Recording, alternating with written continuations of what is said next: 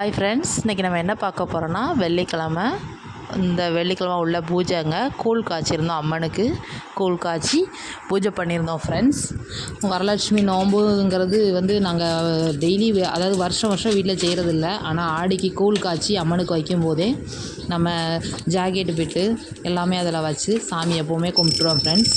என்னால் ஏன்டா ஒரு 3 சுமங்கலி 5 சுமங்கலிக்கு ஜாக்கெட்டு பிட்டு வளையல் மஞ்சள் குங்குமம் எல்லாமே எப்போவுமே கொடுப்பேன் ஃப்ரெண்ட்ஸ். இந்த வருஷமும் அதை மாதிரி கண்டிப்பாக செய்வேன். பூஜையில் அதெல்லாம் வச்சுருக்கேன் பாருங்கள் ஃப்ரெண்ட்ஸ். நான் மஞ்சள் குங்குமம் வைக்க மறந்துட்டேன். ஆனால் மேலே வாங்கி வச்சுருந்தேன், வெளியே எடுத்து வைக்க மறந்துட்டேன். பூஜையில் என்னென்ன பொருட்கள்லாம் வச்சுருக்கேன்னு பாருங்கள். கூழ் காய்ச்சி வச்சுருந்தேன் அம்மனுக்கு.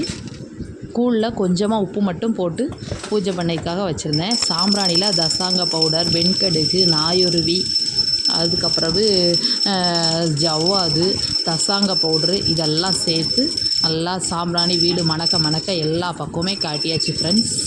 நல்ல ஒரு அதாவது தெய்வீக மனம் எப்போவுமே வீட்டில் இருக்கிற மாதிரி எப்போவுமே பூஜை பண்ணிடுவோம் ஃப்ரெண்ட்ஸ். ஒவ்வொரு நாளுமே டெய்லியே காலையில் பூஜை பண்ணுறது வழக்கம்.